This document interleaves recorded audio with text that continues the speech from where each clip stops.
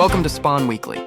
This was a consequential week in Newport Beach. Before beginning its annual August recess, the City Council approved major decisions involving the future police headquarters, housing in the airport area, and the possible relocation of the Newport Transportation Center, while additional public safety measures following July 4th were postponed for future consideration. Here are 4 stories residents should know about. The City Council approved 3 contracts advancing planning for a future police headquarters. The agreements cover architectural services, environmental review, and public outreach. The architectural contract could reach approximately $12.46 million if the project proceeds through full design.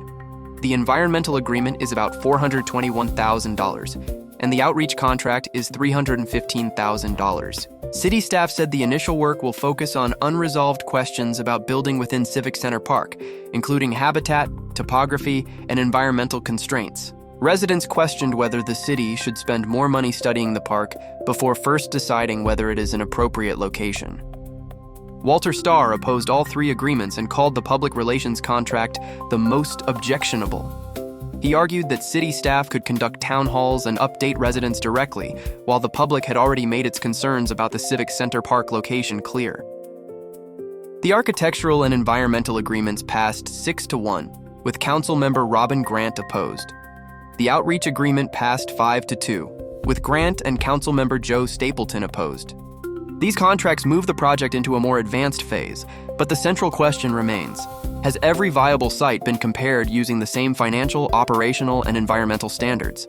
The City Council approved the proposed 1300 Dove Street townhome project in the airport area. The development includes 132 for-sale homes, with 7 reserved for very low-income households. City staff said those affordable homes were not otherwise required under the Housing Opportunity Overlay, but the developer voluntarily included them and sought concessions available under state density bonus law. One concession reduces the project's park in lieu fees.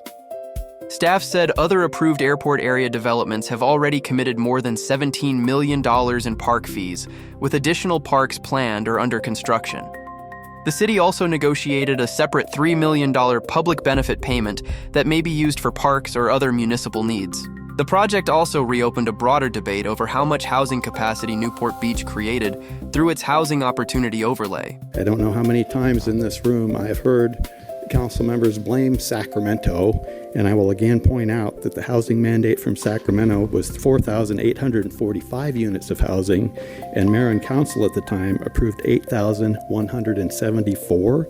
That's more than 3,300 more than the mandate, and yet the continuing blaming Sacramento, again, misinformation, or just like some higher level of integrity and truthfulness and transparency. Council members described 1300 Dove as part of a new residential village emerging in the airport area and praised the inclusion of very low-income ownership opportunities. The council approved the project 6-0, with Councilmember Joe Stapleton recused. The project reflects a significant trade-off: reduced park fees in exchange for affordable housing and other negotiated benefits. Newport Beach has long been known as one of California's safest cities. Preserving that reputation requires more than responding after an emergency. It requires planning ahead. The July 4th disturbances showed how quickly social media activity can draw large crowds, overwhelm parts of the Balboa Peninsula, and create new challenges for police, fire, traffic control, businesses, and residents. The issue also drew national attention, with a recent New York Times report examining how cities are responding to social media organized takeover events. City leaders have indicated that additional safety measures are being developed. Mayor Lauren Kleiman has place-marked several proposed ordinance changes for a future agenda, while Councilmember Joe Stapleton is expected to return with recommendations in September. During public comment, Denise Oberman, speaking on behalf of coastal residents and business owners, urged the city not to wait. She requested regular nighttime patrols and enforcement on the Balboa Peninsula, particularly on weekends and holidays. Residents have also encouraged the city to consider establishing a permanent public safety committee made up of residents, public safety professionals, and city representatives. Such a committee could provide an ongoing forum for evacuation planning, emergency preparedness, emerging risks, and community input before problems become crises. As Newport Beach considers its next steps, the larger question is whether public safety planning should remain reactive or become a more continuous, transparent, and collaborative process. The council approved a non-binding agreement with the Orange County Transportation Authority to explore relocating the Newport Transportation Center from Avocado Avenue to 3848 Campus Drive. The city is interested in the current Avocado Avenue property as a possible future site for a Newport Center fire station. The agreement does not approve a new fire station or finalize the relocation. However, it begins a process that could require Newport Beach to pay to move the transportation center and could eventually change where Fire Station 3 is located. That possibility raised several concerns from residents.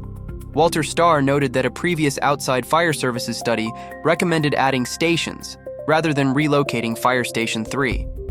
Ron Rubino, representing the East Bluff Homeowners Association, questioned whether the move could improve coverage for the port streets while slowing emergency response in East Bluff. The discussion also raised questions about the future of the existing police headquarters property at 870 Santa Barbara Drive. Some residents support rebuilding the police headquarters on its current site because the property is already used for public safety. Others worry that relocating both the police and fire facilities could eventually open the Santa Barbara property to high-end residential development. Other residents also questioned whether the effects on transit riders, nearby neighborhoods, emergency response times, and total city costs had been sufficiently studied. The agreement is preliminary, but it could lead to major future spending and changes to both transit and fire service. Before a location is selected, residents need to see a comparison of fire station needs, response times, and neighborhood impacts. And now we want to hear from you. What makes a planning process transparent and trustworthy? Let us know in the comments.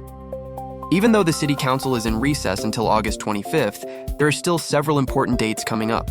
On August 3rd, the court will hold a status conference involving the Sunshine Initiative and questions about the circulation process for several proposed local initiatives. On August 5th, the Orange County Airport Commission will review proposed commercial airline flight and passenger allocations for 2027. Then, on August 6th, the Newport Beach Planning Commission will hold its regular meeting to consider planning applications and other development-related items. And August 7 is the deadline for Newport Beach City Council candidates to submit valid nomination petitions.